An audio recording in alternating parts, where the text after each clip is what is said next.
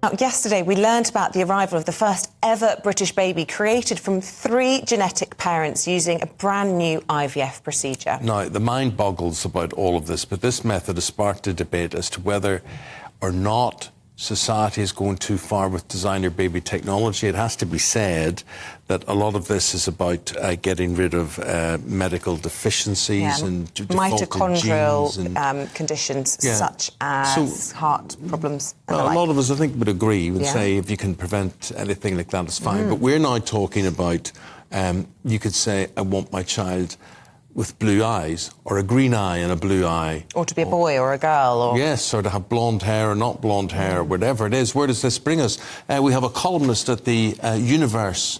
Catholic Universe. Yes, please. I was about sorry, to I thought you explain missed that bit. No, I am a Catholic. Are you a subscriber to the Universe yourself? I'm in the Universe. Once a week. Oh, right. Yeah. Caroline, I'm basically making the point is I know where you are and who you're from. Caroline Farrow there, she believes that these technologies are an immoral, I quote, a moral scientific pursuit. And then beside her, scientist embryologist Alease Daniel Barnes. Alease thinks patients have a legal right to choose these things. And they both join us now. Very good morning to you both. Can we start, first of all, from a scientific point of view, Alease, just separating out this mitochondrial development, this 3 donor parent baby from the designer baby debate, because that is specifically to try and help families that are repeatedly having children with these inherited diseases who die within 24 hours, whatever it might be, heart conditions and the like. And however controversial it might be, it is like 0.1% of the egg donor, isn't it? So just explain how that is different from designer babies, first of all. Yeah, absolutely. So these are procedures that we, are using on a much less frequent basis, as it sounds. This is the first one that's come about, but it's really to try to bring a healthy child into the world to loving parents who are wanting a healthy baby. And so we haven't gotten to a point yet where we are selecting for things like, hair color, eye color, height, and those sorts of things. Our focus right now is healthy babies. Okay, that may be your focus. Where it would lead to, Caroline, is what worries you, of course. With what Alease has said so far, are you with her with where we're at so far? I'm completely with Alease for the desire for babies to be born healthy. But I think we have to remember that the ends doesn't justify the means. So for this technology to work, first off, it creates, for every baby that's born as a result of this procedure, 2 other embryos are destroyed, which, from an ethical point of view, is problematic. Secondly, we don't know whether or not this technique is going to be successful in the long term. So there have been some cases of mitochondrial reversal in the womb, meaning, that the unborn child does develop a disease, but we don't know the long-term effects of this. So this is why the individuals who are being born via this process are, being studied long-term to discover is the rest of their genome, the factors that go towards the rest of their development, are they affected in any way? And also, how is this passed on to future generations? So it is a form of human experimentation, and the road to hell, as they say, is always paved with good intentions. So while we can understand the desire to want a healthy baby, of course that's completely natural, or to help infertile parents, we don't know where this is going to lead further down the line. I know that Alease said that we're not at the point of selecting eye colour and hair colour and other attributes yet, but we could be. And then that leads to a whole other debate about, commoditising humanity, commoditising babies, certainly.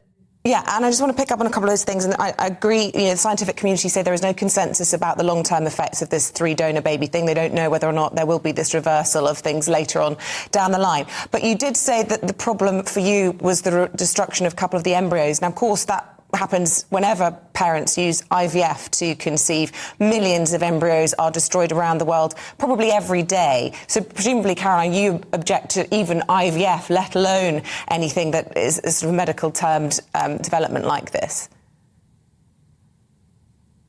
Yes, certainly. I think certainly from a Catholic ethical point of view, I do. But actually, there are plenty of other secular reasons to object to IVF. And now, again, it's a really understandable procedure. Of course, people want to.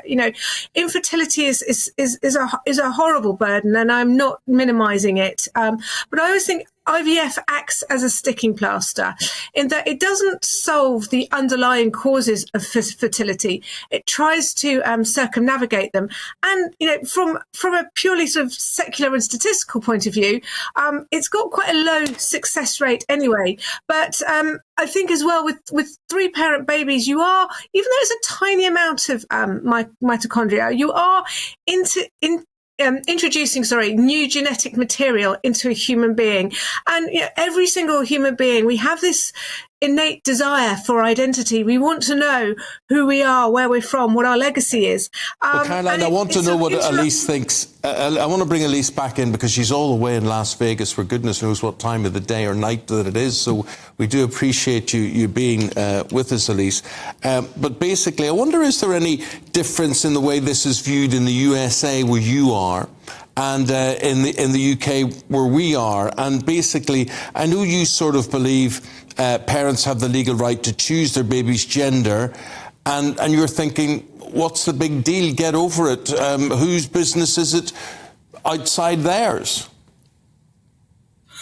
Yeah, I will say there are some differences between the UK and the US. In general, our regulations around IVF are a little bit more lax than in the UK. And there's pros and cons to both of that. But ultimately, as a professional in the field, it's not my place to infringe on what a patient's wishes are.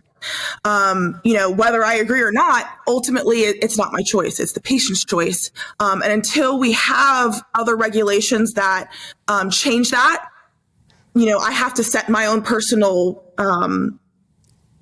thoughts aside and say, hey, they have this legal right to do this, and that's their wishes, and we have to respect that at that point. Caroline? Well, and that's an admirable sort of ethical, I understand where Alease is coming from, put it that way. But the problem is when we start choosing what sex our baby is, we are then imposing our own expectations onto that child. And how fair is that on the child? And where do we go with this? What else do we start choosing? At the moment, if you don't have that choice, which naturally we don't, the balance of male and female, is roughly sort of 50-50. Caroline's point is basically that we're doing this at the moment. What will it be next? And and I know that the temptation has to be designer babies. The further along the road we go with all of this, and the more used to people get to choosing certain characteristics. I agree. I mean, there's definitely a time where things can go down the line into some of these other things and designer babies and that sort of thing. But I also challenge that it's not that we're far off from that now. With patients who have to move to donor gametes, donor eggs, donor sperm, they don't have to choose a donor that looks like them or that has the same IQ as them. There's already some of that we're seeing, and that's being allowed, and that is currently the patient's choice. Because they can choose a donor that looks like Brad Pitt or looks like Kim Kardashian. Or Eamon Holmes. Exactly. Yes, exactly. Guys, we've got to leave it there. Alease and Caroline, thank you both very much indeed. You got everybody talking about that. So let me know, right? You like your fashion, you love your babies, you love everything. Could you see yourself succumbing to that thing, saying, no, I'd like her better if she had red hair? No, no. It's one of the best things about having children is the chocolate box surprise. Yeah, you open it, you don't know what you're going to get. I didn't even, actually I lie, I did find out what I was having because I wanted to know the gender, but I wouldn't have it any other way. Whatever I was given was a blessing. I think the way people are used to say, what am I thinking of? What are those things on the Instagram, where filters. People are used to filters and whatever and things. So would they not try and do it in real life and say, maybe, yeah, I hope my baby doesn't inherit my ears, for instance, or you would take that into account. It's only human nature. Yeah. It's only human nature. But there's where we are. Designer babies, has technology gone too far? Now,